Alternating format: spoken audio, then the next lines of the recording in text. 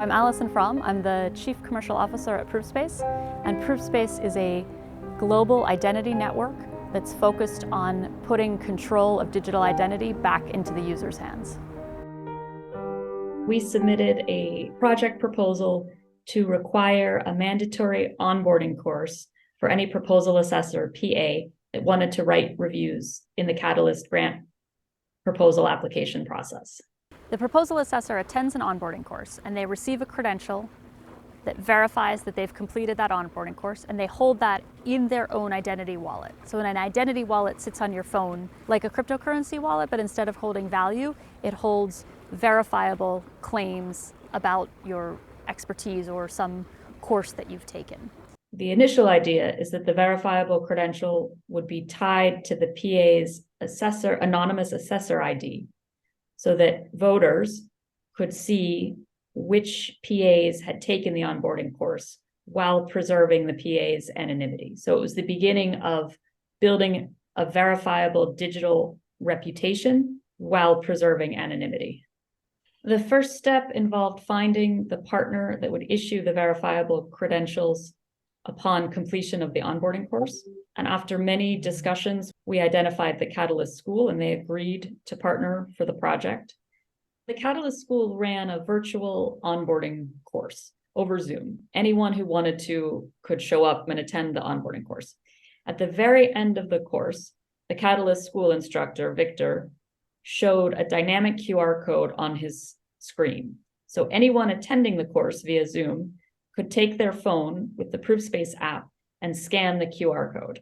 And that triggered an interaction where the proposal assessor who had completed the course received automatically a verifiable credential issued by Catalyst School indicating that they'd completed the course on their phone. But what made the QR code dynamic was that the QR code automatically adjusted itself every 120 seconds. And the reason for that was that if somebody took a picture of the QR code and then tried to share it with 100 of their friends who weren't actually at the course, it wouldn't work.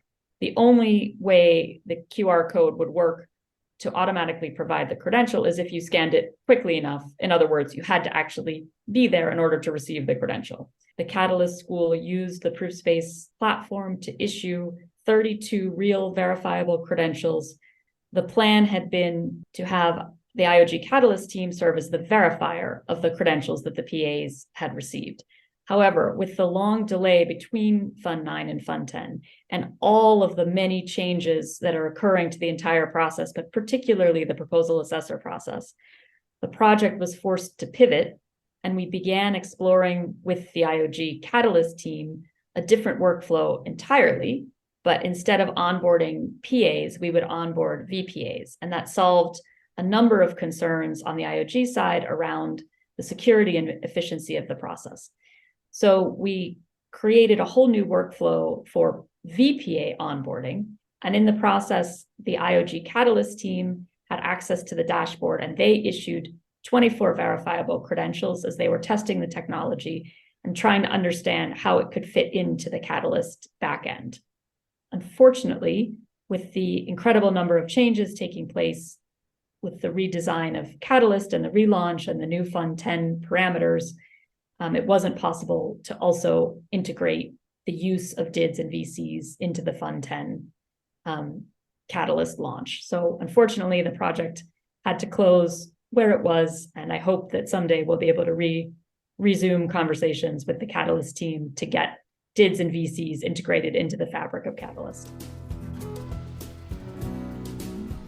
If you're holding all of your credentials about yourself in your own identity wallet, then you can use them anywhere.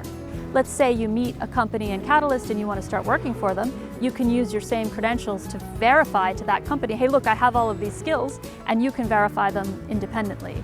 Or you might want to go to a university afterwards and you can show that university, here are the courses that I've taken in the past. So the idea is that by holding the data locally, not only do I maintain control of it, but it's portable, and I can use it in lots of other places as opposed to being locked into one platform that's owned by a centrally controlled company.